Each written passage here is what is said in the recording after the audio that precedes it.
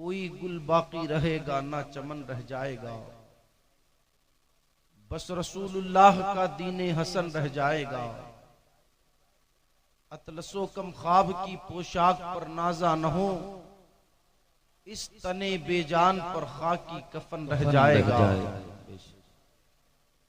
और जो पढ़ेगा साहिबे लौलाक के ऊपर दुरूद, आग से महफूज उसका तन बदन रह जाएगा। और सब फना हो जाएंगे काफी व लेकिन हश्र तक नामे हजरत का जबानों पर सुखन रह जाएगा। और किसी शायर ने बड़े दर्द से कहा था, दिला गाफिल न हो यकदम ये दुनिया छोड़ जाना है, बगीचा छोड़कर खाली जमी अंदर समाना है। तेरा नाजुक बदन भाई जो लेटे सेज फूलों पर, ये होगा एक दिन बेजान इसे कीड़ों ने खाना है। तू अपनी मौत को मत भूल कर सामान चलने का, जमी की खाक पे सोना है ईंटों का सिरहाना है।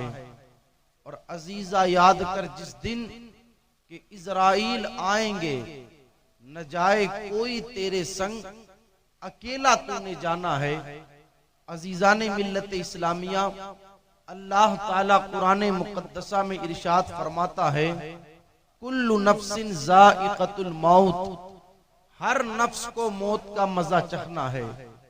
आप पूरी दुनिया का सर्वे कर ले, किसी भी धर्म के मानने वाले से जाकर के पूछ ले कि भाई हमें मरना है या नहीं मरना, तो सबका एक ही जवाब होगा कि जो दुनिया में आया है उसे एक ना एक दिन इस दुनिया को छोड़ करके दुनियाए बका की तरफ कूच करना है।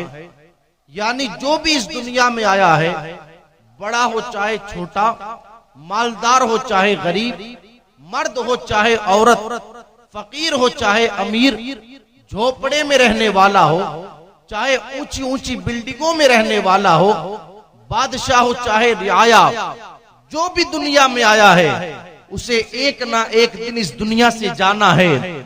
और किसी मुफक्किर ने बड़ी प्यारी बात कही, वो कहते हैं दुनिया मुसाफिर खाने की तरह है। आप लोगों ने देखा होगा कि मुसाफिर खाने में होता यह है कि कुछ लोग रहने के लिए आए, उनका टाइम पूरा हो गया, वो चले गए, फिर दूसरे रहने के लिए आ जाते हैं, उनका वक्त पूरा हो गया, वो चले जाते हैं, फिर कोई और रहने के लिए आ जाते हैं। फरमाया गया दुनिया मुसाफिर खाने की तरह है। एक जमाना वो था, हमारे आबाओ अजदाद इस दुनिया में रहते थे, आज वो चले गए, हम इस दुनिया में हैं। एक वक्त वो भी आएगा, हम चले जाएंगे, हमारी औलादें रहेगी। फिर एक जमाना आएगा, वो भी चले जाएंगे, उनकी औलादें रहेगी। और फिर एक वक्त वो भी आएगा, मेरे अल्लाह ने फरमाया कुल्लु मन अलैहा फान व यबका वजहु रब्बिका ज़ुल जलाली वल इकराम, तमाम चीजें फना हो जाएगी, बाकी रहने वाली जात अल्लाह ताला की है। पता क्या चला, जो भी इस दुनिया में आया है, चाहे मर्द हो चाहे औरत, उसे एक ना एक दिन इस दुनिया से जाना है। मगर याद रखना दोस्तों, जितना कह देना आसान है कि हमें मरना है, उतनी आसानी से किसी को मौत नहीं आती है।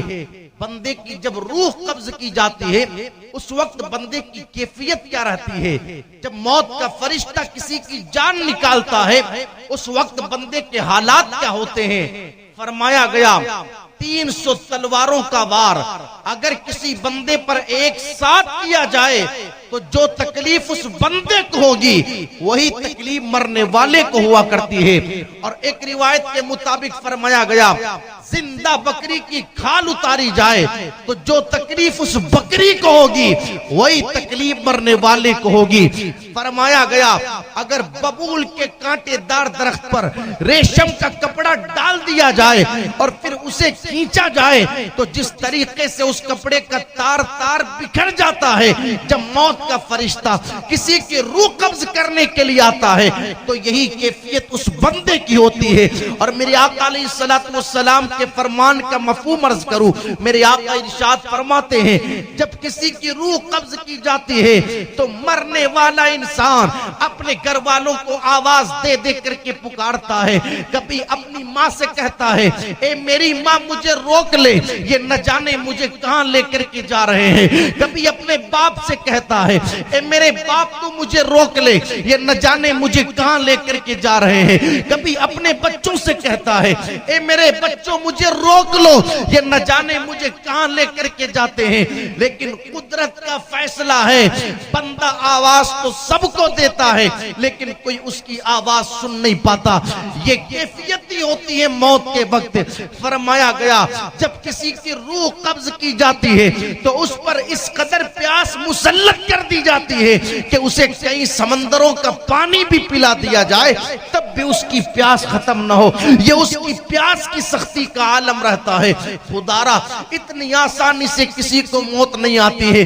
ये सारी सख्तियां अपनी जगह और अल्लाह अकबर साथ ही साथ वो इंसान का सबसे बड़ा दुश्मन जिसे शैतान कहा जाता है उस वक्त भी बंदे का पीछा नहीं छोड़ता और आकर के उस वक्त भी कहता है अरे पूरी जिंदगी तूने मेरी बात नहीं मानी, आज खुदा का माज़अल्लाह इनकार कर दे और मुझे खुदा मान ले, मैं तुझे पानी पिला दूंगा। आज तू रब का इनकार कर ले, मुझे रब मान ले, मैं तुझे कामयाब करवा दूंगा। अल्लाह अकबर। ये सारी तकलीफें उस वक्त बंदे को पहुंचती है जिस वक्त उसकी रूह कब्ज की जाती है। इतना आसान नहीं है किसी की रूह का निकल जाना और इतना आसान नहीं है किसी को मौत आ जाना। हमने तो क्या सोचा, चर चर चलने वाली जबान खामोश हो गई, हम समझते हैं मौत आ गई।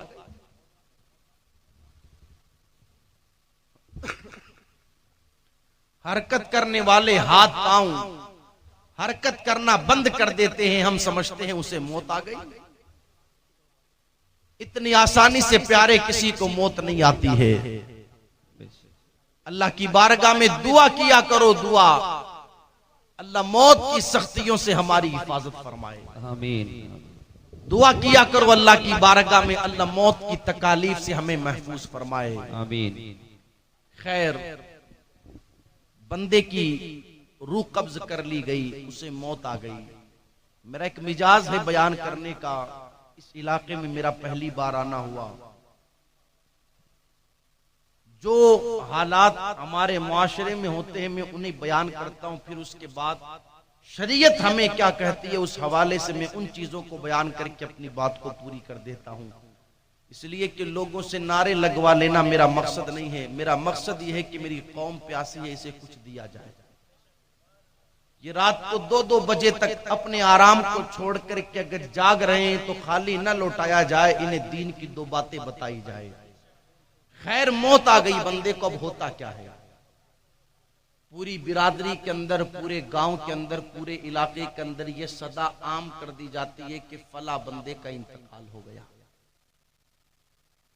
खैर, सारे लोग उसके घर की तरफ रवाना हो जाते हैं। साथ ही साथ एक ऐलान और होता है, यार फला का इंतकाल हो गया, उसके गुस्ल की तैयारी करो, जल्दी से किसी गुस्ल देने वाले को बुलाओ। मुझे यहाँ के हालात पता नहीं, मैं फिर कहूंगा, मैं तो पूरे राजस्थान को निगाहों के सामने रख कर के बात करूं तो बाज़ाब्ता बिरादरियों के एतबार से गुस्ल देने के लिए फकीर रखे गए हैं। ये फकीर फला बिरादरी के मरने वालों को गुस्ल देगा, ये फकीर फला बिरादरी के मरने वालों को गुस्ल देगा। अल्लाह हिफाजत फरमाए, ऐसे लोगों से गुस्ल दिलवाया जाता है जिन्हें खुद गुस्ल करना नहीं आता, जिनके खुद गुस्ल का ठिकाना नहीं रहता, ऐसे लोगों से गुस्ल दिलवाया जाता है। हालांकि जिसका इंतकाल हुआ है ना, उसने अपने पीछे 4 बेटे छोड़े हैं, 3 भाई छोड़े हैं, पोते भी छोड़े हैं, नवासे भी छोड़े हैं। घर भरा पड़ा है लोगों से, लेकिन कोई इस काबिल नहीं कि आगे बढ़कर के अपने मरने वाले को गुस्ल दे सके। बल्कि हमने देखा कि लोग मुंह छुपाते फिरते हैं, कि कोई हमसे कह न देवे कि तू भी इसके साथ गुस्ल देने के लिए अंदर चला जा। हमने पूछा कि मुंह क्यों छुपाया जा रहा है, तो जवाब मिलता है मौलाना हमें गुस्ल देना नहीं आता। नादान तू कहता है गुस्ल देना नहीं आता, अगर एक कदम आगे बढ़कर के मैं ये कहूं तो हालत ये है कि तुझे खुद गुस्ल करना नहीं आता। ये कैफियत है, ये कैफियत। ऐसे ऐसे लोगों से गुस्ल दिलवाया गया जिन्हें खुद गुस्ल करना ही नहीं आता। कितनी शर्म की बात, कितनी शर्म की बात। 4 बेटे मरने वाला पीछे छोड़ करके गया है, लेकिन कोई इस काबिल नहीं कि जो आगे बढ़ करके अपने बाप को गुस्ल दे सके। मां का इंतकाल हुआ, पीछे 3 बेटियां हैं, लेकिन किसी बेटी के अंदर ये ताकत और ये जुर्अत नहीं कि आगे बढ़कर के अपनी मां को गुस्ल दे सके। खैर, आ गया जिसे गुस्ल देना, उसने गुस्ल दिया और गुस्ल देने के बाद फिर कफन मंगवाया गया, कफन में उसे लपेट दिया गया। मुझे यहां के हालात पता नहीं, मैं फिर कहूंगा। होता यह है कि मेरी कौम भूल गई कि मौत और शादी के अंदर कुछ फर्क होता है। जो मिजाज लोगों का शादियों की महफिलों में होता है, वही मिजाज लोगों का मौत की महफिलों में होता है। इधर जनाजा पड़ा है और इधर मस्तियां हो रही है, इधर जनाजा पड़ा है और इधर खेल कूद हो रहा है, इधर जनाजा पड़ा है और इधर दुनिया की बातें हो रही है, इधर जनाजा पड़ा है इधर इलेक्शन की बातें हो रही है। ये कैफियतें हैं या नहीं? ये हक है। कफन में उसे लपेटा गया और लपेटने के बाद अब उसे कब्रिस्तान ले जाने की तैयारी की जा रही है। अल्लाह अकबर। लोगों ने उठाया उसे अपने कांधे पर और अब लेकर के चले हैं उसे कब्रिस्तान की तरफ।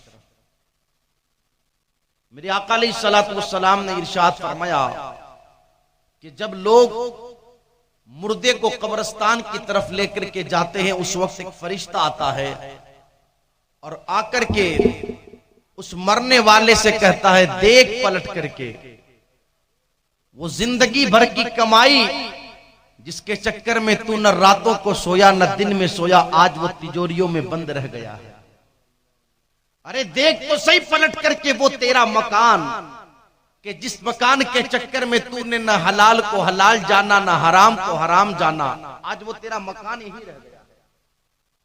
अरे देख ना पलट करके जिन रिश्तेदारों के चक्कर में, जिन दोस्तों के चक्कर में तूने मुस्तफा की शरीयत को तक पीठ के पीछे डाल दिया, आज वो भी तुझे छोड़ करके वापस पलट आएंगे। कोई तेरे साथ जाने को तैयार नहीं। बार बार फरिश्ता उससे ये बातें कहता रहता है, देख पलट करके जिस दुनिया के चक्कर में तूने अपना सब कुछ जाये कर दिया, आज वो दुनिया यही रह गई है। सुने एक फरमान शेख सुलेमान तोसवी रहमतुल्लाह अलैह, अल्लाह के एक बहुत बड़े वली है, फरमाते हैं लोगों, चूंटी 1 साल में गंदुम का 1 दाना खाती है। कितना खाती है? 1 दाना। लेकिन उसके हिर्स का हाल देखो, 1 दाना लेकर के जाए, बिल में रख देवे, फिर दूसरा लेने के लिए आ जाए, दूसरा लेकर के जाए, फिर तीसरा लेने के लिए आ जाए, तीसरा लेकर के जाए, फिर चौथा लेने के लिए आ जाए। बस जमा करती रहती है, आती रहती है। इसी दौरान किसी के हाथ के जरिए, किसी के पांव के जरिए कुचल दी जाती है। फरमाते हैं शेख सुलेमान तोसवी रहमतुल्लाह अलैह, लोगों चूंटी की तरह हरीस ना बनो, बल्कि अल्लाह ने जो दिया है उस पर कनात करने वाले और उसके दिए हुए के ऊपर अल्लाह का शुक्र करने वाले बनो। इसलिए कि जब तुम उसका शुक्र करोगे तो उसका वादा है, लइन शकरतुम लअज़ीदन्नकुम, मेरी नेमतों पर शुक्र करोगे तो मैं नेमतों को बढ़ा दूंगा। ये उसका वादा है, वादा। चूंटी की तरह हरीस ना बना जाए हरीस। आज होता क्या है, इंसान बस इसी दुनिया दुनिया दुनिया दुनिया को रंगीन बनाने के चक्कर में अल्लाह अकबर अपनी जिंदगी को गवा बैठता। खैर चले लोग उसका जनाजा लेकर के कब्र की तरफ। ये कोई मामूली बात नहीं है यार कि किसी का जनाजा लोग कब्रिस्तान की तरफ लेकर के जा रहे हैं।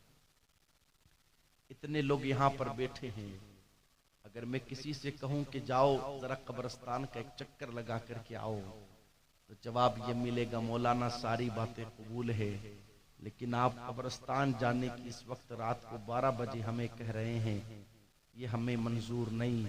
इसलिए कि वो कब्रिस्तान है, कब्रिस्तान हर तरफ सन्नाटा ही सन्नाटा है। सैकड़ों लोग, हजारों लोग, लाखों लोग वहां सोए हैं, लेकिन किसी की आवाज नहीं आती।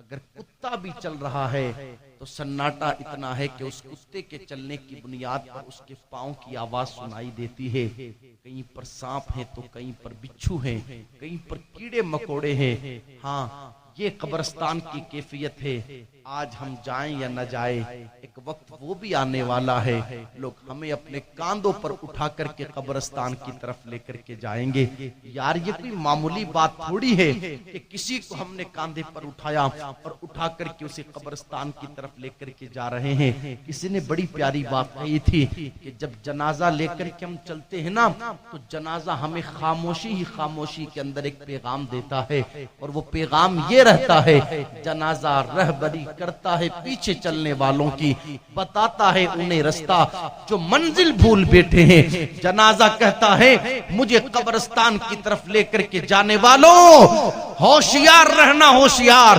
आज तुम मुझे लेकर के जा रहे हो, कल कोई तुम्हें लेकर के आएगा।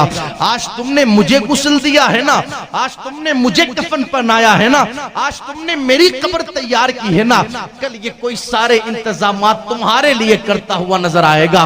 खुदारा ये पैगाम खामोशी ही खामोशी के अंदर एक जनाजा हमें देता हुआ नजर आता है।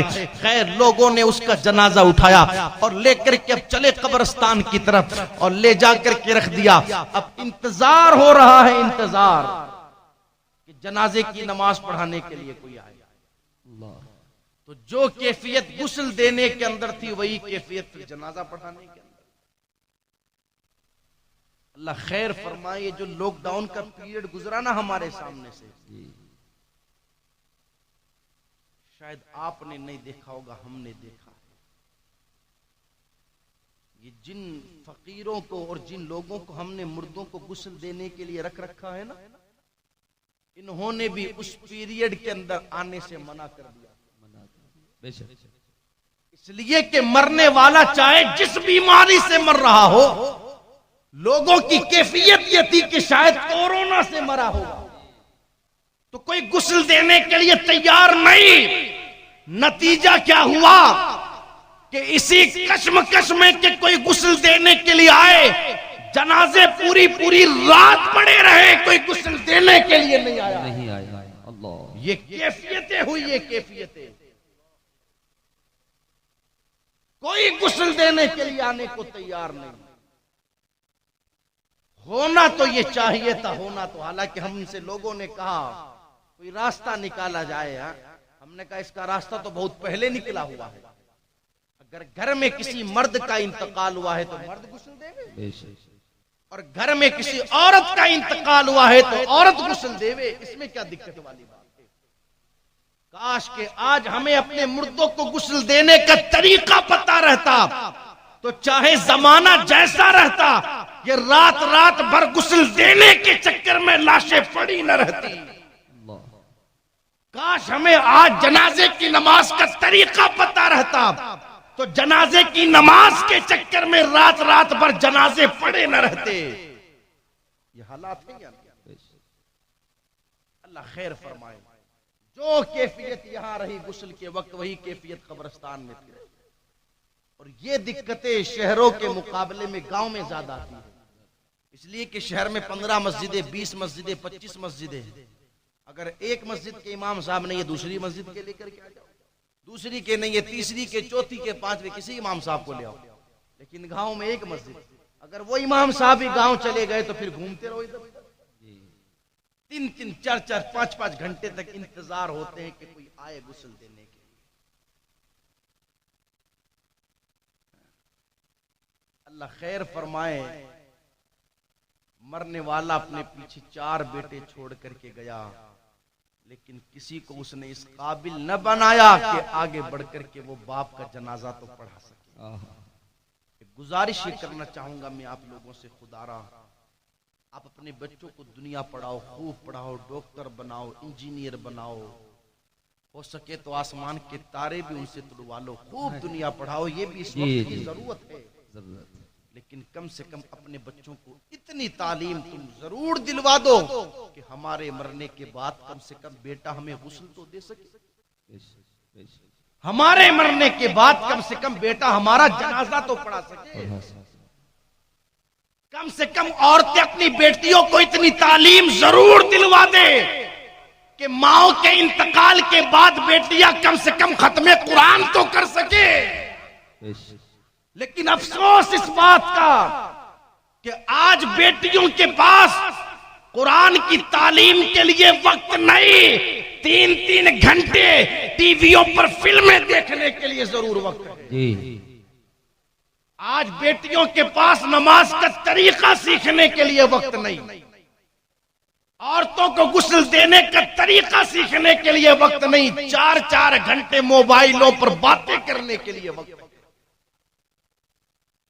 अल्लाह हिफाजत फरमाए। खैर पहुंचा जनाजा कब्रिस्तान। हमारे पड़ोसी मुल्क का यह वाकया है। एक बाप था, एक बाप, तो वो घोड़ा गाड़ी चलाता था। घोड़ा गाड़ी क्या चलाता था भाई, समझ में आ रही है ना मेरी बात? घोड़ा गाड़ी चलाता था। उसके 2 बेटे थे, तो उसके दिल की तमन्ना ये थी कि मैं अपने दोनों बच्चों को अफसर बनाऊंगा। खैर दोनों बच्चों को उसने अफसर बना लिया। एक फौज में अफसर बन गया, किसी दूसरे डिपार्टमेंट। अब जब दोनों बच्चे अफसर बन गए, पैसा आया, तो उनके दिल की कैफियत बदली। यार हम गांव में रहते हैं, चलो गांव छोड़ो, हम शहर में जाकर के कोई बिल्डिंग बना करके उसमें रहने लगेंगे। उन्होंने खैर अच्छा खासा मकान बना लिया शहर के अंदर, और अपने बूढ़े बाप को भी वहां लेकर के चले गए।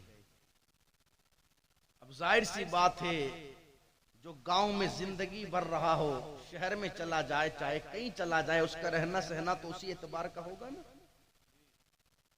तो हुआ यूं, वो अपनी जिंदगी शहर में जाकर के गुजारने लगा। अब उन दोनों बेटों में से एक बेटे के दोस्त उससे मिलने के लिए उसके घर पर आए। तो बाहर जो पार्क रहता है छोटा मोटा, उसमें दोस्तों को बिठा दिया और अंदर नौकर से कह दिया कि चाय बना करके लाओ, हमारे दोस्त आए हैं, इन्हें चाय पिलाई जाएगी। अंदर नौकर चाय बना रहा था, ऊपर से बाप उतर करके आया, पूछा क्या हुआ? नौकर ने जवाब दिया, तुम्हारे मेजर बेटे के दोस्त आए हैं, उनके लिए चाय बना करके ले जा रहा हूं। तो बाप ने कहा ऐसा करो, चाय तुम बनाओ, लेकर के मैं जाऊंगा। आपने देखा होगा कि शहर वालों की बनिस्बत गांव वालों के दिलों में मोहब्बत ज्यादा होती है। तो बाप ने कहा कि चाय तू बना, लेकर के मैं जाऊंगा, इसलिए कि मेरे बेटे के दोस्त है तो मेरे बेटे की तरह हुए ना, चाय में लेकर के जाऊंगा। खैर चाय ली बाप ने, और लेकर के जब गया ना दोस्तों के सामने, जाहिर सी बात है उसका रहना सहना तो गांव वालों की तरह था। तो मेजर के दोस्तों ने पूछा कौन है ये? तो बेटों को शर्म महसूस हुई, तो उन्होंने कहा कि ये हमारा नौकर है, ये नौकर। जब ये कहा ना कि हमारा नौकर है, तो बाप के पांव के नीचे से जमीन निकल गई और चीख मार करके कहा बेटा इसमें कसूर तुम्हारा नहीं, कसूर मेरा है कि मैंने तुम्हें अंग्रेज की तालीम तो दिलवाई, मुस्तफा का कुरान नहीं पढ़वाया। काश के मुस्तफा का कुरान पढ़ा लिया होता तो जिस वक्त तेरे दोस्तों ने पूछा कि ये कौन है, तो तू ये न कहता कि ये नौकर है, बल्कि पलट करके ये कहता ये वो बुजुर्ग हैं जिनका एक नजर चेहरा देखो तो अल्लाह जे मकबूल का सवाब अता फरमाता। सुभान अल्लाह। नारे तकबीर, नारे तकबीर, नारे रिसालत, कहने लगा बेटा कसूर तेरा नहीं कसूर मेरा है कि अंग्रेज की तालीम तो मैंने तुझे दिलाई, तेरी घुट्टी में मुस्तफा का दीन नहीं दाखिल किया। तो दोस्तों जिम्मेदारी बनती है अपने बच्चों को दीन की तालीम दिलवाओ, अपने बच्चों को दीन की तालीम। खैर जनाजा भी पढ़ लिया गया, अब जनाजा उठा, अब लेकर के जा रहे हैं कब्र की तरफ। सही मानों में इंसान का जो घर है ना वो कब्र ही है। और किसी आसान जगह का नाम कब्र नहीं है। जरा सोचे, कभी सोचे यार, जिसका 15 बाई 15 के कमरे में अकेले दिल नहीं लगता, उसका कब्र में दिल कैसे लगेगा। बिलखुसूस मेरी माँ बहनें तन्हाइयों में बैठ करके सोचा करें, कब्र कहते किसे किसे कहते हैं कब्र? कुछ ना कुछ तो होगा ना या उस कब्र के अंदर, कि जिस कब्र को याद करके सिद्दीक़ अकबर रोया करते हैं। कुछ ना कुछ तो होगा ना उस कब्र के अंदर, कि जिसे याद करके उमर फारूक आजम रोया करते हैं। कुछ ना कुछ तो होगा ना उस कब्र के अंदर, जिसे याद करके सैयदना उस्मान गनी ज़ुन्नूरैन रज़ी अल्लाह ताला अन्हु रोया करते हैं। और इतना रोते हैं, इतना रोते हैं कि रोने की बुनियाद पर दाढ़ी आंसुओं से भीग जाती है। कुछ ना कुछ तो होगा ना। सरकार मौलाए कायनात अली मुर्तजा शेर खुदा रज़ी अल्लाह ताला अन्हु फरमाते, एक बार मैं कब्रिस्तान गया तो मैंने जाकर के सलाम किया, आवाज आई वालेकुम सलाम। हमने पूछा कब्र वालों बताओ तुम्हारा हाल क्या है? तो कब्र से आवाज आई, अली पहले ये बताओ कि हमारे घरों का हाल क्या है। अल्लाह अल्लाह अल्लाह। मौलाए कायनात फरमाते, हमने कहा मत पूछो, तुम्हारे घरों का हाल ये है कि तुम्हारा माल जो था वो लोगों ने तकसीम कर लिया, और तुम्हारे मकानात जो थे उसमें दूसरे लोग रहने लगे। बुला दिया लोगों ने तुम्हें, ये तुम्हारे घरों का हाल है। अब तुम बताओ ना तुम्हारा कब्र में हाल क्या है? अपने कलेजे पर हाथ रख करके सुनिएगा। आवाज आई, अली मत पूछो, कब्र में हमारी कैफियत यह है कि हमारा कफन फाड़ दिया गया है। अल्लाह, हमारे वजूद से बाल झड़ चुके हैं, अल्लाह, हड्डियों से गोश्त उतर चुका है, और कब्र में हमारा पेट फट गया, जिसकी बुनियाद पर बदबू पैदा हो गई। और वो बदबू ऐसी है कि अगर हमें कयामत तक कोई और अजाब ना दिया जाए तो यही अजाब हमारे लिए काफी होगा। इसे कब्र कहते हैं, कब्र प्यारे। आज हम उस कब्र को याद करें या ना करें, मेरे आका ने इरशाद फरमाया, हर बंदे की कब्र रोजाना उसको याद करती है और पुकार पुकार करके कहती है, ए दुनिया में रहने वाले कितने साल रहेगा? 30 साल, 50 साल, 70 साल, 100 साल, मगर गाफिल न हो जाना, तुझे आना मेरे ही अंदर है। खबरदार, सोच समझ करके आना, सोच समझ करके। यहाँ ये नहीं देखा जाएगा आने वाला किसका भतीजा है, यहाँ ये नहीं देखा जाएगा आने वाला किसका भांजा है, यहाँ ये नहीं देखा जाएगा आने वाला किसका बेटा है, यहाँ ये नहीं देखा जाएगा आने वाला किस कुर्सी पर बैठता था। यहाँ तो ये देखा जाएगा आने वाला अपने साथ क्या लेकर के आया है। अगर नेकियां लेकर के आएगा तो कब्र जन्नत का बाग बन जाएगी, और अगर गुनाह लेकर के आएगा तो कब्र जहन्नम का घड़ा बन जाएगी। हमारी कब्र हमें याद करती है रोजाना। खुदारा तैयारी करें, उस कब्र की तैयारी करें। सच बताना, ईमानदारी से सच बताना। ये दुनिया के जो मकानात हैं, इन मकानात में हमें कितने साल रहना है? 10 साल, 20 साल, 25 साल? और ये तो मैं बहुत लंबी उम्र बता रहा हूं। हमने तो देखा है कि बनाने वाले तो रहते ही नहीं है बेचारे, वो तो बनाते बनाते दुनिया से चले जाते हैं। उनकी औलादें रहती है, उनकी नस्लें रहती हैं। यार, जिस मकान में 10-20 साल रहना है, उसके लिए हमने क्या नहीं किया। हत्ता कि जब किसी का मकान तामीर होता है तो ये जुमले आपने सुने होंगे, मौलाना क्या बताएं, रातों की नींदें उड़ गई। इस दुनिया के मकान को जिसमें 10-20 साल रहना है, इसकी तैयारी के लिए, इसको बनाने के लिए तूने रातों की नींदें उड़ा दी। और वो कब्र जो तेरा हकीकी मकान है, जिसमें 10-20 साल नहीं कयामत तक रहना है, उसकी तैयारी के लिए तेरी आंख नमाज़े फज्र के लिए नहीं खुली। दुनिया के मकान के लिए रातों की नींदें उड़ा दी और कब्र की तैयारी के लिए फज्र के वक्त तेरी आंख नहीं खुलती।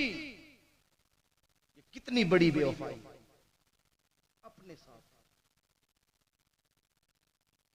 जिस मकान में चंद साल रहना है, उसके लिए हम इतने फिक्रमंद। तैयारी करो आखिरत की, तैयारी करो कब्र की, तैयारी करो। मैं तो हर मौत की महफिल में एक मशवरा देता हूं, आप भी यहां से लेकर के जाएं। मेरा विजदान कहता है कि आप इस पर अमल करेंगे तो इंशाअल्लाह तब्दीली जरूर आएगी। जब रातों को सोए ना तन्हाइयों में जाकर, तो रोजाना अपनी कब्र को याद करके सोए। ये बुजुर्गों का तरीका है, बाज़ाब्ता बुजुर्गों के हवाले से मिलता है कि उन्होंने अपने घरों के अंदर कब्रें बना रखी थी। किसी ने पूछा कि आखिर ये क्या वजह है कि घर में कब्र बना रखी है, तो फरमाते हैं आखिरकार जिसमें जाना है, जाने से पहले जाने की तैयारी की जाती है। ये कैफियत थी बुजुर्गों की। तो रातों को सोते वक्त मेरी माँ बहनें भी गौर से सुने, अपनी कब्र को याद करें। लाइट बंद कर ली गई कमरे की, चादर मुंह पर डाल ली, अब लेटे लेटे सोचे आज तो चारपाई पर लेटा हूं ना, एक वक्त वो भी आएगा कि नीचे चारपाई नहीं होगी। आज तो रुई का भरा हुआ नरमो नाजुक गद्दा है ना नीचे, एक वक्त वो भी आना है कि कब्र की मिट्टी रहेगी। आज तो पास में बच्चे सो रहे हैं, बीवी सो रही है, घर वाले सो रहे हैं, एक वक्त वो भी आना है कि कोई पास में नहीं होगा। आज तो बड़ा सा कमरा है ना मेरे पास, एक वक्त वो भी आएगा कि लोग नाप करके जगह देंगे, नाप करके। अरे आज तो अगर मेरे वजूद पर मच्छर बैठ जाए, मक्खी बैठ जाए, तो कभी बेटा उड़ा देता है, कभी बेटी उड़ा देती है। उस वक्त मेरा क्या बनेगा जब कब्र में कभी कब्र के कीड़े मकोड़े नाक से दाखिल होकर के कान से निकलेंगे, और कान से दाखिल होकर के मुंह से निकलेंगे। जब कब्र का सांप मेरे वजूद पर लिपट करके मुझे डंक मारेगा और कब्र का बिच्छू मुझे काटेगा, उस वक्त मेरी क्या कैफियतें होगी। अगर इस तरह हम अपनी कब्र को रातों की तन्हाइयों में याद करके सोएंगे, मेरा विजदान कहता है मस्जिद से फजर की अजान बाद में होगी, आंख पहले खुल जाएगी। फिर हमें किसी अलार्म की जरूरत नहीं पड़ेगी नमाज फजर के लिए। यार जिसके सामने 10वीं 12वीं क्लास का इम्तिहान हो, उसे रात में नींद नहीं आती, तो जिसके सामने कब्र का इम्तिहान रहेगा भला उसे भी नींद आएगी। आखिरत की तैयारी करे दोस्तों। आज मरहूम मोहम्मद हुसैन साहब का इंतकाल हुआ। ईमानदारी से सच बताना, सच बताना, मरहूम अपने साथ क्या लेकर के गए? क्या कोई कमी थी उनके पास किसी चीज की? अल्हम्दुलिल्लाह अल्लाह का दिया सब कुछ था उनके पास। क्या रखा किसी ने उनकी कब्र में 2, 4, 5 लाख रुपया? अगर उंगली के अंदर चांदी की अंगूठी थी वो भी लोगों ने उतार ली। अगर बदन पर कपड़ा था लोगों ने वो भी उतार लिया। और बाजार में मिलने वाला एक सफेद कपड़ा जिसे कफन कहा जाता है, उस कपड़े में लपेट करके लोगों ने कब्र के हवाले कर दिया। मरहूम तो चले गए, लेकिन जाते जाते हमें ये पैगाम दे करके गए हैं, मेरे मोहल्ले में, मेरे गांव में रहने वालों, आज मैं जा रहा हूं, कल तुम्हें भी वहां चले आना है। ये पैगाम दे करके गए मरहूम। जब मौत का फरिश्ता किसी की रूह कब्ज करने आता है, घर वाले रोते हैं ना जब किसी का इंतकाल होता है, तो फरिश्ता कहता है अपने आप पर रो, इस पर मत रो, ये तो चला गया, अब तुम्हें जाना है। और मैं कोई पहली बार तुम्हारे घर पर नहीं आया हूं, इससे पहले भी कई बार घर पर आया, और जब तक इस घर लोग आते रहेंगे, मैं भी उन्हें लाने लेने के लिए आता रहूंगा। ये मौत का फरिश्ता ऐलान करता है जिस वक्त किसी की रूह कब्ज करने के लिए घर आता है। आखिरत की तैयारी करें दोस्तों। खैर उसे कब्रिस्तान लेकर के गए, कब्र में लिटा दिया, पाटिये लगा दिए गए, मनोमन मिट्टी डाल दी गई। भाई मेरी बातें समझ में आ रही है ना आप लोगों को? ये वो बातें हैं जो कम ही जलसों में होती हैं। मेरी कौम का मिजाज बदल चुका। ये ऐसी तकरीरें सुनना चाहते हैं कि नारे लगाए हैं। ईमानदारी से बताना, शेर अपनी जगह बिल्कुल सच्चा था। अभी एक शेर पढ़ा गया था ना, चीर के जिस दम दुनिया वाले मेरा सीना देखेंगे, हैरत में पड़ जाएंगे जब दिल में मदीना। शेर अपनी जगह बिल्कुल सच्चा है और झूम भी रहे थे लोग। इतने लोग यहाँ पर बैठे, हाथ किसी को खड़ा नहीं करना, बस अपने दिल ही दिल में सोचना कितने लोग हैं जो ईशा की नमाज पढ़ करके आए। हाथ खड़ा नहीं करना, बस हाथ नीचे रखे। कितने लोग हैं और कितने लोग हैं जो जाकर के फजर पढ़ेंगे।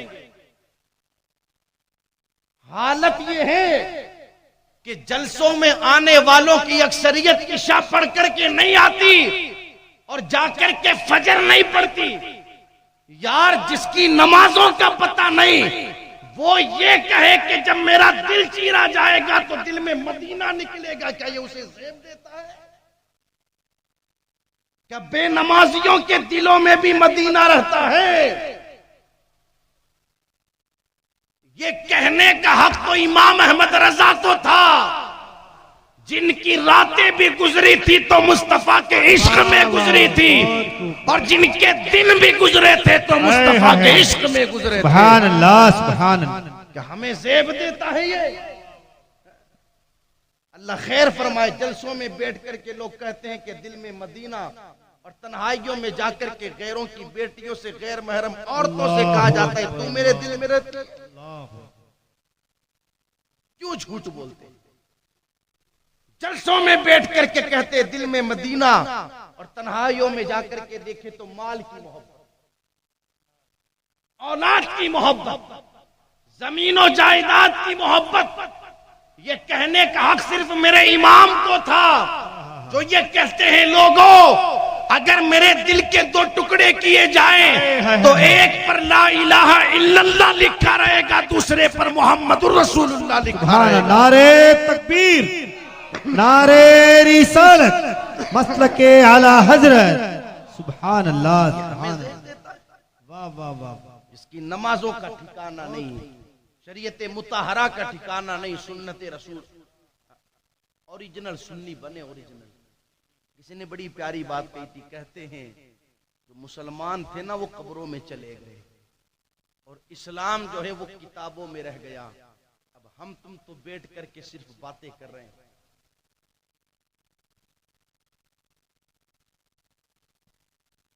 बताऊं मुसलमान किसे कहते हैं? एक औरत इमाम अहमद इब्ने हंबल रदी अल्लाह ताला अन्हु की बारगाह में आई। सुने सुने, गौर से सुने, ये बड़ी काम की बातें हैं। और आकर के कहने लगी हजरत मसला पूछना चाहती हूं। कहा पूछो। अब मसला क्या पूछा? सुने सुने, गौर से सुने, मेरी माँ बहनें भी सुने। का मसला ये हजरत, मैं बूढ़ी औरत हूं और मैं चरखा चलाती हूं, सूत काटती हूं, गरीब हूं, चराग की रोशनी में सूत काटती हूं, और जब कभी चराग नहीं रहता, तेल नहीं रहता, तो अपने छत के ऊपर जाकर के चांद की रोशनी के अंदर सूत काटती हूं। मसला ये पूछना है कि जिस रास्ते में मेरा मकान है उसी रास्ते से बादशाह की सवारी भी गुजरती है, और जब बादशाह की सवारी गुजरती है तो बादशाह के आगे पीछे उसके गुलाम हाथ में लाइटीन लेकर के चलते हैं, और उस लाइटेन की रोशनी मेरे चरखे पर पड़ जाती है। अब मसला ये पूछना है कि बादशाह के उन नौकरों के हाथ में रहने वाली लाइटेन की रोशनी के अंदर काटा गया सूत मेरे लिए जायज है या ना जायज? समझे आप बात? कहा उन लाइटेनों की रोशनी चरखे पर पड़ती है, जिसमें सूत कट जाता है। अब आप बताएं कि उस रोशनी में काटा गया सूत जायज है या ना जायज? रो पड़े इमाम अहमद इब्न हम्बल। रोने के बाद पूछा, बता तो सही तू है कौन?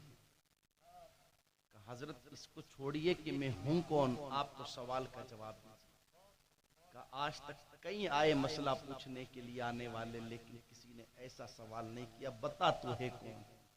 इसलिए कि कई बार साइल को देख करके मसले का जवाब दिया जाता है। वो कहने लगी मैं कोई और नहीं, वो जो गलियों में बिशर हाफी घूमता है ना, मैं उसकी बहन हूं। कहा अगर तू उसकी बहन है तो फिर तेरे लिए नाजायज है, इसलिए कि जिनके रुतबे हैं सिवा उनको सिवा मुश्किल है, मंजिले इश्क में तस्लीम और रजा मुश्किल है। जो जितना ऊंचा मर्तबे वाला रहता है पाबंदियां भी उतनी ज्यादा हुआ करती है। ये थे मुसलमान, ये थे मुसलमान, ये थे मुसलमान। लाइटेन की रोशनी पड़ गई उसमें, उनकी क्या गलती, लेकिन कितना एहतियात था। ये थे मुसलमान। हम तुम तो बैठ करके बातें करते हैं। जिनके दिलों में वाकई में मदीना और मदीने वाले थे ना।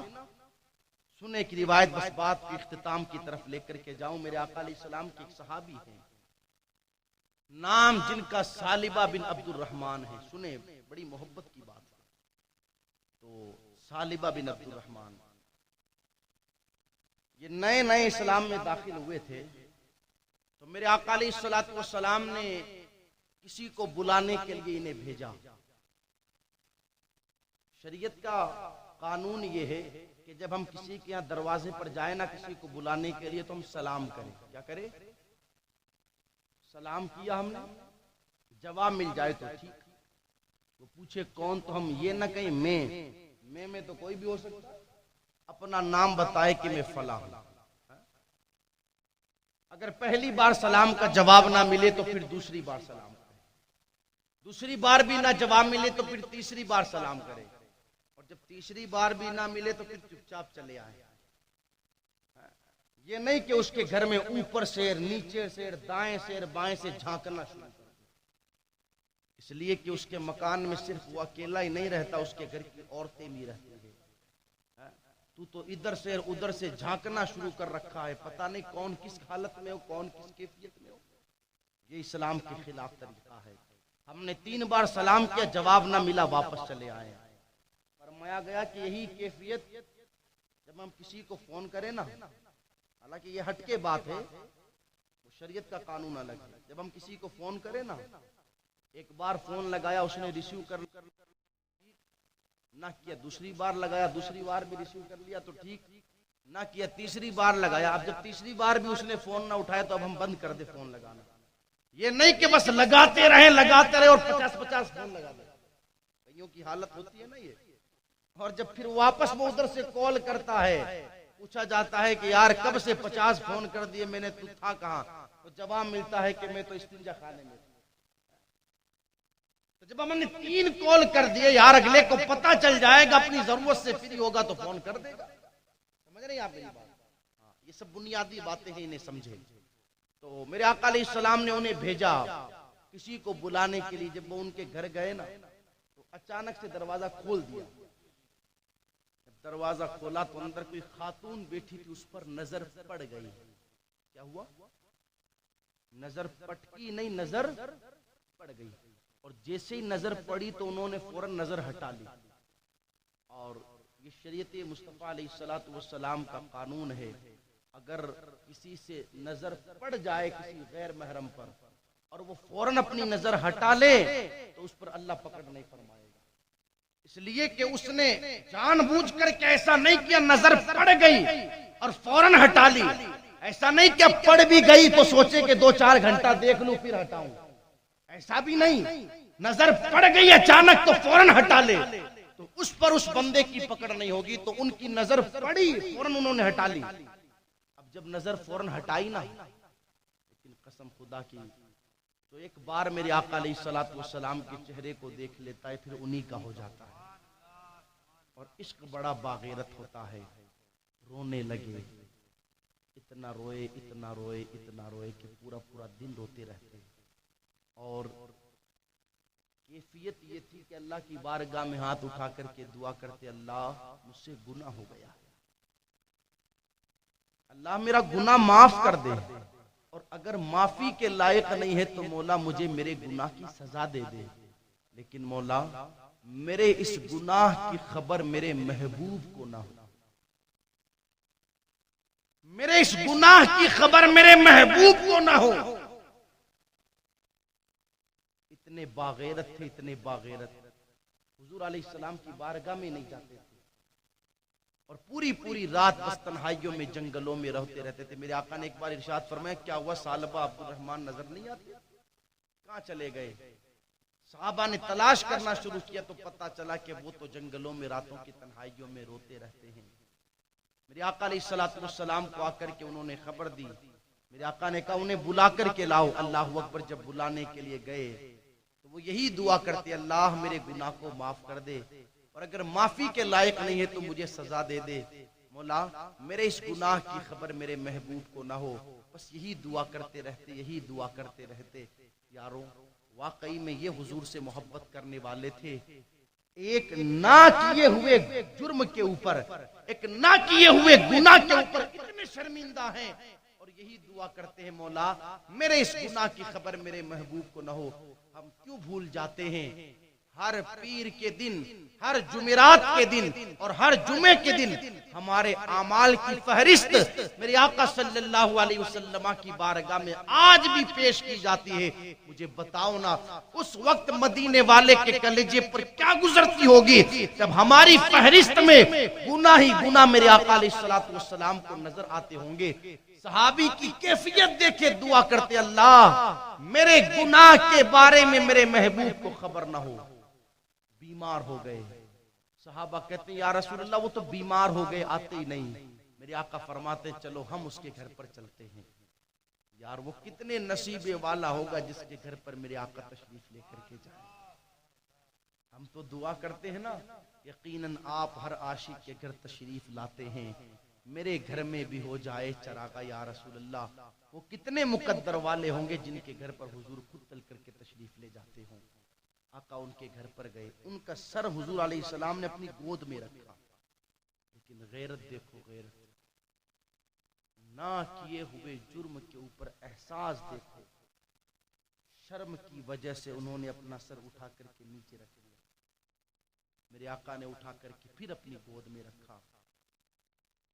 अल्लाह ने उसी वक्त जिब्राइल को भेजा, जिब्राइल जाकर के महबूब से कह दो कि तुम्हारे इस गुलाम ने अल्लाह की बारगाह में ना किए हुए जुर्म पर ऐसी तौबा की है कि अगर इसकी तौबा को सारे मदीने वालों पर तकसीम कर दिया जाए तो अल्लाह सबकी मगफिरत फरमा दे। जब ये खुशखबरी सुनाई ना मेरे आका ने उन्हें, तो और रोने लगे, क्या मेरे गुनाह की खबर मेरे महबूब को हो गई? चीख मार करके जमीन पर गिरे। सहाबा उठाने लगे तो मेरे आका ने फरमाया सहाबा रहने दो, अब इसकी रूह कफ से उनसुरी से परवास कर गई। ये होते हैं मोहम्मद, ये होते हैं मदीने वाले का प्यार और उनका इश्क अपने दिल में रखने वाले। हमने तो सिर्फ बातें की है। जब उनका जनाजा तैयार हुआ, मेरे आका सल्लल्लाहु अलैहि वसल्लम पंजों के बल चलते थे, पंजों के बल। सहाबा ने पूछा या रसूल अल्लाह अलैहिस्सलाम आखिर वजह क्या है कि आप पंजों के बल चलते? फरमाते हैं सहाबा मेरे इस आशिक ने अल्लाह की बारगाह में वो तौबा की है और वो एहसास था इसे कि अल्लाह ने इसके जनाजे के अंदर अपनी नूरी मखलूक फरिश्तों को भी भेजा है। हर तरफ फरिश्ते ही फरिश्ते हैं, जो तुम्हें नजर नहीं आते मुझे नजर आते हैं। ये कैफियत थी दोस्तों उन लोगों की जिनके दिलों में वाकई में मदीना था। अगर हम भी हुजूर अलैहिस्सलाम से मोहब्बत करने वाले हैं तो बदले अपने आप को। कितनी शर्म की बात, कितनी शर्म की बात कि आज मुसलमान को नमाज पढ़ने नहीं आता, नहीं आता। और नमाज तो बहुत बड़ी बात कह दी मैंने, यहाँ तो हालत यह है कि लोगों को पहला कलमा ही नहीं आता। ये हवाई फायरिंग नहीं है, हमने कई निकाह पढ़ाए हैं लोगों के, 25 साल के जवान से पढ़वाया जाता है ना, पढ़ बेटा ला इलाहा इल्लल्लाह, तो पढ़ता है इला इलाहा इल्लल्लाह। ये अलिफ कहां से आ गया इस कलमे के अंदर? तू पढ़ता है इला इलाहा इल्लल्लाह, उम्र 25 साल की, 30 साल की, और हालत यह है कि कलमा पढ़ना नहीं आता। जो जुमा जुमा आते हैं लोग, उनकी हालत देखो, किसी नमाजी के पास खड़े होकर के बस ये देखते हैं कि ये क्या कर रहा है वो मैं करूंगा, इसलिए कि उन्हें खुद पता ही नहीं रहता कि हमें करना क्या है। हालत बदले, अपनी जिंदगी को बदले। आज हम किसी की मौत की महफिल में आए हैं, मौत की महफिल में, खुदारा आज यहां से हम अपने आप को बदल करके जाएं, हमें भी मरना है। जो जो इस दुनिया में आया है उसे एक ना एक दिन इस दुनिया को छोड़ करके आखिरत की तरफ कूच करना है। खैर, लोगों ने उसे दफना दिया, दफनाने के बाद अब घर पर आए।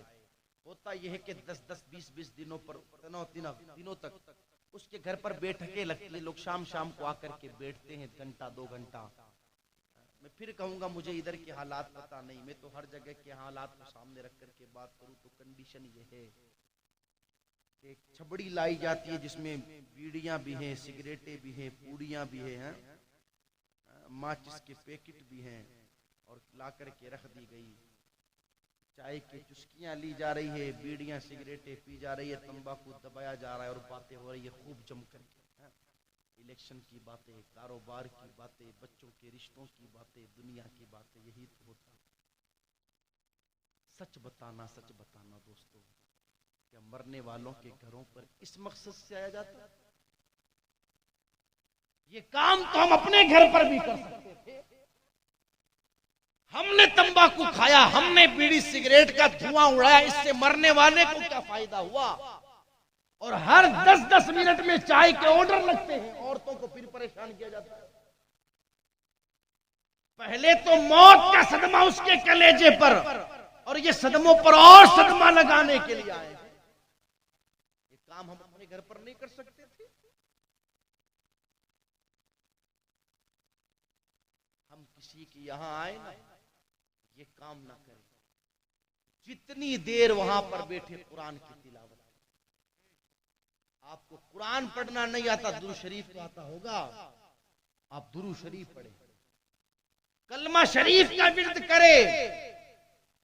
कई रिवायतें मौजूद है, कई रिवायतें, दुरूद मुबारका की बरकत से अल्लाह कब्र का अजाब उठा लेता है। लेकिन कोई मरने वाले के पीछे दुरूद पढ़ने वाला हो तो सही,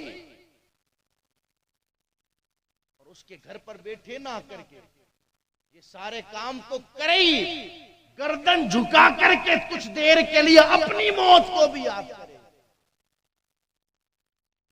अपनी मौत को भी याद करे अपनी। और मैं कहूंगा, तो छबड़ा लाया जाता है तंबाकू कार, पूड़ियों कार, पता नहीं किस किस का। क्या ही बेहतर हो कि कोई ऐसा भी छबड़ा लाया जाए जिसके अंदर तस्बीह हो, और सबके सामने घुमाया जाए, ताकि हर बंदा एक एक तस्बीह उठा ले। यार, एक तस्बीह में 100 दाने रहते, अगर 100 मर्तबा भी दुरूद पढ़ेंगे लोग, कितने लोग आएंगे, कितने दुरूद जमा हो जाएंगे। असल में ये होता है मरने वाले के, इसलिए कि मरने वाले को सबसे ज्यादा जरूरत अगर किसी चीज की है तो ईसाले सवाब की। और माँ बहनों से भी एक चीज अर्ज कर दूं, जब किसी के यहाँ इंतकाल होता है तो इस कदर औरतें रोती हैं, माज़अल्लाह, इस कदर कि अगर रो रही घर के अंदर है तो आवाज चौराहे तक जाती है। हमें पता है कि किसी के घर में किसी का इंतकाल हुआ है तो उसके कलेजे पर सदमा पहुंचा, उसे तकलीफ हुई है, उसे दर्द पहुंचा है, और इस दर्द को वही समझ सकता है। लेकिन हम मुसलमान हैं। कौन है? तो अल्हम्दुलिल्लाह हम मुसलमान हैं। हमारा हर काम, चाहे खुशी हो चाहे गम, शरीयत मुस्तफा के दायरे में होगा। अब आका की शरीयत क्या कहती है? मुस्तफा जाने रहमत की शरीयत कहती है कि औरत इतनी बुलंद आवाज से कुरान भी नहीं पढ़ सकती कि उसकी आवाज किसी गैर मर्द के कान में जाए। अब अब आप मुझे बताएं, जब इतनी बुलंद आवाज से कुरान नहीं पढ़ सकती, क्या आवाज गैर मर्द के कान में जाए तो क्या शरीयत इजाजत देगी कि औरत इतनी बुलंद आवाज से रोए कि आवाज गैर मर्द के कान में जाए? कैफियत है या नहीं? औरत अजान लगा सकती है, हालांकि अजान में क्या बुरी बात है, अल्लाहू अकबर, अल्लाह का जिक्र है, उसके महबूब का जिक्र है, फिर भी क्यों नहीं लगा सकती? इसलिए कि कई सारी वजूहात। एक वजह यह है कि जाहिर सी बात है, जब अजान लगाएगी तो आवाज बुलंद होगी, और आवाज बुलंद होगी तो वो आवाज गैर मर्दों के कानों में जाएगी। शरीयत को यह भी गवारा नहीं कि औरत की आवाज को भी बेपर्दा किया जाए, इसलिए औरत को इजाजत न दी अजान लगाने की। यार, जिस शरीयत ने औरत को अजान लगाने की इजाजत न दी, क्या वो शरीयत इजाजत देगी कि औरत इतनी बुलंद आवाज से रोए कि आवाज गैर मर्दों के कानों में जाए? और सब जानते हैं कि रोया आंख से जाता है, मुंह से नहीं। कैसे रोया जाता है? अगर मैं अभी से लेकर सुबह तक चिल्लाऊं तो कोई ये कहेगा कि मौलाना रो रहे हैं, और अगर चिल्लाया न जाए, सिर्फ 2 आंसू आंख से निकल जाए तो सब कहेंगे रो रहे हैं। पता क्या चला? रोया मुंह से नहीं जाता, रोया आंख से जाता है। इस चीज को हम समझ सकते हैं कि कलेजे पर क्या गुजरी है। दुआ करे उसके लिए, सब्र का दामन थामे रखे। ये कौन सा तरीका कि बुलंद आवाज से चीखो पुकार किए जा रहे हैं, आओ फगा किया जा रहा है, और अल्लाह अकबर, पता नहीं क्या क्या क्या क्या जुमले अपनी जबानों से निकाले जा रहे हैं कि हमारी निगाहों के सामने करबला का मैदान नहीं। यार, तू भी एक औरत है और सैयदा ज़ैनब भी एक औरत है। एक नहीं, 72 लाशें खेमे के सामने रखे हुए हैं, लेकिन तारीख में एक जुमला भी ऐसा नहीं मिलता कि सज्जदा ने चीखो पुकार किया हो, सज्जदा ने आहो फुगा किया हो, और कोई माज़अल्लाह ऐसा जुमला अपनी जबान से निकाला हो। नहीं, तारीख बताती है अगर बेटे शहीद हुए, सज्जदा ने कहा इन्ना लिल्लाही व इन्ना इलैहि राजिऊन। भतीजे कुर्बान हुए, सज्जदा ने कहा इन्ना लिल्लाही व इन्ना इलैहि राजिऊन। भाई ने कुर्बानी पेश कर दी, फिर भी जबान पर यही तराना जारी, इन्ना लिल्लाही व इन्ना इलैहि राजिऊन। क्यों? इसलिए कि उनकी निगाहों के सामने मुस्तफा की शरीयत थी। अगर तुम्हें तकलीफ पहुंचे, तकलीफ पर सब्र कर लिया करो, अल्लाह उस सब्र का बदला दुनिया में भी अता फरमाएगा, आखिरत में भी अता फरमाएगा।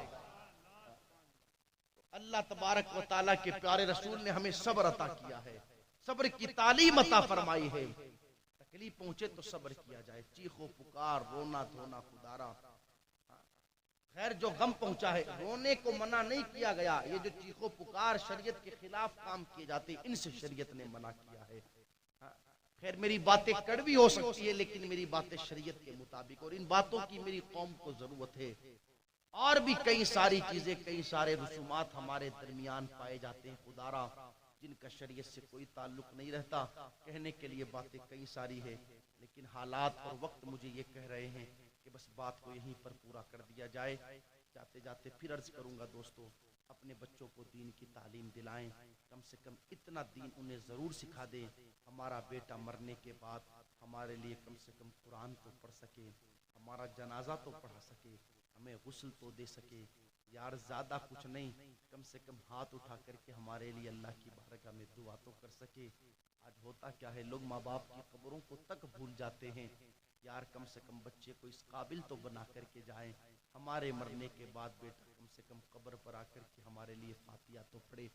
और मैं गुजारिश करूंगा मेरे नौजवानों से, आप सब लोगों से, जिनके माँ बाप जिंदा हैं, माँ बाप की कदर करे, खिदमत करे, उनकी इज्जत करे, उनका एहतराम करे, और जिनके माँ बाप दुनिया से चले गए उनके लिए मगफिरत की दुआ करें, जाए उनकी कब्रों पर। रिवायतों में मेरे आका ने इरशाद फरमाया कि जो बंदा हर जुमा को अपने माँ बाप की कब्र की जियारत करता है, अल्लाह उसे हज मकबूल का सवाब अता फरमाएगा।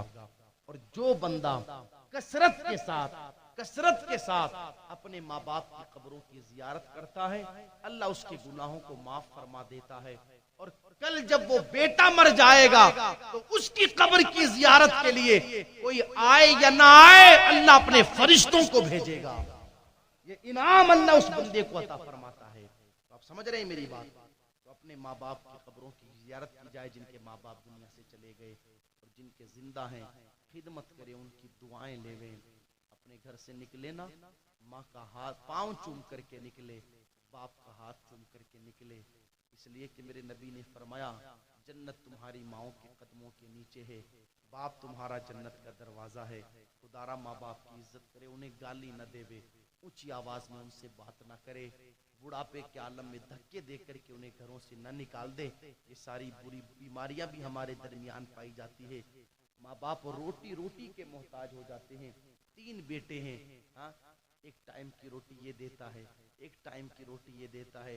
100 रुपए माँ बाप के बेटों ने महीने के बांध रखे हैं, और बीच में अगर माँ बाप मांग लेना दवाई के लिए पैसा, दवाई के लिए, अल्लाह अकबर, तो फिर 50 ताने, हाँ, वो औरतें देती है जिन्हें निकाह करके बेटी अपने निकाह में लाए। कितना देगा मेरा शोहर? महीने के 100 रुपए दे तो दिए थे। खुदारा ऐसा सुलूक माँ बाप के साथ ना किया जाए। अगर हम पूरी जिंदगी उनकी खिदमत करें, हत्ता के चिलचिलाती धूप में नंगे पांव उन्हें अपने कांधों पर बिठा करके काबे का तवाफ भी करवाएं, तो हदीस मुबारका की रोशनी में माँ को हमारी पैदाइश के वक्त जो झटके लगे थे, उन झटकों में से हम एक झटके का हक भी अदा नहीं कर सकते। ये माँ बाप की अजमतें, ये माँ बाप का मकाम अल्लाह ताला ने और उसके प्यारे रसूल सल्लल्लाहु अलैहि वसल्लम ने बयान फरमाया है। इसलिए उनकी इज्जत करें, उनसे दुआएं लेते रहें जितना ज्यादा हो सके। आज पीरों की खिदमतें की जाती है, करनी चाहिए, पीरों से दुआएं ली जाती है, लेनी चाहिए। तो कहते हैं इमाम साहब कारोबार उजड़ गया, दुआ करो। हम कहते हैं सबसे दुआ करवाने वाले कभी अपनी बूढ़ी माँ के भी तो जाकर के तू कदम पकड़, और उससे भी तो कह माँ तेरा बेटा परेशान है, तू अपने बेटे के लिए हाथ उठा करके दुआ कर। हमने रिवायतों में पढ़ा है अगर माँ दुआ कर देती है ना, तो अल्लाह बेटे को सिर्फ माल ही नहीं विलायत अता कर देता है। यार माँ की दुआ की बरकत से तो बेटा चोर भी हो, अल्लाह उसे जन्नत में हजरत मूसा का पड़ोस अता कर देता है। ये माँ की दुआओं की बरकत रहती है। पीर की दुआ कबूल भी हो सकती है, नहीं भी कबूल हो सकती, लेकिन माँ बाप की दुआ जिस तरह नबी की दुआ उम्मती के हक में कबूल होती है, उसी तरीके से माँ बाप की दुआ औलाद के हक में कबूल हुआ करती है। दुआएं ले लें उनसे, दुआएं तो करेंगे ना इंशाअल्लाह, कोशिश करेंगे ना। आज हमें एहसास नहीं है इसलिए कि जिंदा है ना, चले जाएंगे ना फिर पता चलेगा माँ किसे कहते हैं, बाप किसे कहते हैं। इंतकाल होगा तब तो सभी कहेंगे रो मत, मैं तेरा बाप हूँ, सभी कहेंगे रो मत, मैं तेरी माँ हूँ, लेकिन 4 दिन के बाद सब भूल जाएंगे। माँ माँ होती है। इस तरह दुनिया में मक्के के सिवा कोई दूसरा मक्का शरीफ नहीं है, मक्का शरीफ के सिवा कोई दूसरा मक्का नहीं, और मदीना शरीफ की तरह कोई दूसरा मदीना नहीं। इसी तरीके से दुनिया में माँ की तरह कोई दूसरी माँ नहीं, और बाप की तरह कोई दूसरा बाप नहीं। आज जिंदा है, कद्र करो दोस्तों, बड़ी तकलीफें उठाई हैं इन्होंने, बड़ी आजमाइशों से गुजरे हैं ये लोग, और बड़ी मोहब्बतें की हैं इन्होंने। इन्हें नाराज मत करो, जब कहीं जाओ इनके लिए तोहफे लेकर के आओ, खिदमत करो। कभी माँ का हाथ दबा दो, माँ का सर दबाओ, माँ से पूछो तुम्हारी तबीयत कैसी है, दवाई ला करके दूं। ये सारी चीजें हमारी जिम्मेदारी बनती है। ये नहीं कि बाप तू कब तक खांसता रहेगा, तेरे खांसने की वजह से मेरे बच्चे सोते नहीं, कब तक तू बिस्तर पर पड़ा रहेगा, तेरे पेशाब और पाखाना करने की वजह से मेरे घर में बदबू पैदा हो रही है। ये जुमले हैं बच्चों के। माँ बाप के हवाले से ऐसा मत करो दोस्तों। अल्लाह की एक बहुत बड़ी नेमत का नाम माँ बाप है। खैर, अल्लाह कहने सुनने से ज्यादा हमें अमल की तौफीक अता फरमाए। अस्तगफिरुल्लाह रब्बी मिन कुल्ली ज़ंबि व अतूबु इलैहि। बुलंद आवाज़ से कलमा